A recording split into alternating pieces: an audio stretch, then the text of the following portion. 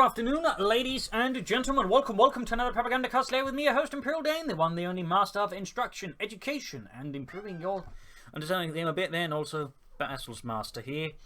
So, we're off here to look at today's topic, which is the 251-17 Flak Halftrack for the Oberkommando West, which has also had a long journey ahead of it, like the Austrian Flak Panzer. Many of the German flak equipment seem to must undergo lengthy journeys to become useful. The Flak Halftrack here, though, similarly has gone through quite a bit and is now sort of in a good spot. Overall, it is a highly mobile suppressor weapon that can also work versus some light vehicles. Obviously, if they get too heavily armoured, the Flak Halftrack does suffer a bit from an issue there.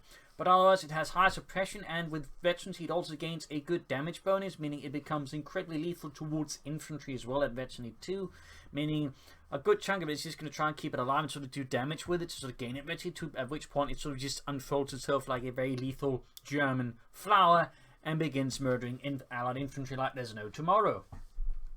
So, in many ways, you kind of want to use it like, you know, how I suggest using the MD-40 switch actively to quickly move from point to point, hotspot to hotspot. In fact, you're more encouraged to do that with a Flak Halftrack due to its high mobility and the ability to throw down concealing smoke to get out of there in a pinch, which of course is really good because, I mean, the Flak Halftrack does have a few downsides. It's kind of expensive, obviously, in terms of fuel and manpower, but also it's a really big target, meaning, you know, a lot of anti-tank weapons can quickly clear it out, plus some machine guns with access to armor-piercing rounds can also make very short work of the Flak Halftrack. That is something that's worth keeping in mind while utilizing the Flak Halftrack.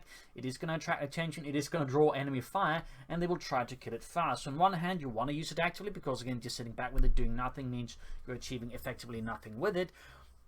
But at the same time, if you just park it out in the middle of nowhere and just wait for them to shoot it down, they will shoot it down, they'll do so quickly. But at the same time, a Flak Halftrack that is actively and aggressively handled and making good use of angles and whatnot to deal damage to your opponent can end up doing an awful lot to them. So in this regard, crucial and, well, critical handling of the Flak Halftrack is, well, important, and thus it also is a unit that requires a bit more skill to handle.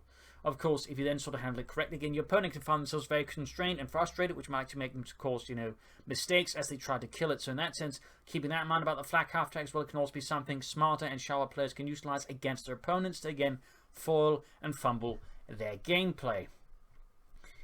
So that's sort of, I think, roughly sort of the big deals about the Flak Halftrack. And obviously, it gains more veterans, it becomes better. At veteran 5, it gains even more range and penetration. You can sort of more deal with light vehicles. Generally, though, you only want one. You could, in theory, commit to more than one, but usually that is a not very good idea, since, again, they scale terribly against enemy armor. But again, well handled, they can be sort of a really frustrating element for your opponent to deal with, and can allow it to also play more aggressively, so they can easily just shore up any infantry engagement very satisfactorily in your advantage. So I think that sort of roughly covers the Flak Halftrack here. I mean, in many ways, it's sort of more straightforward unit to describe, and again, it being a vehicle also limits a bit what all of us can sort of do with it. So I think that sort of covers here the 251-17 Flak Halftrack in today's Propagandacast Lehr. A bit shorter, I know, but I feel like I managed to sum this one up rather nicely. So there you go. Hope you enjoyed this one. Hope you learned something from it. Did subscribe, like, share, comment, press the bell button as well, and of course, you know, feel free to support the Propagandacast via donations or Patreon pledges. This is Imperial Dane, cheers, and see you all another time. Bye.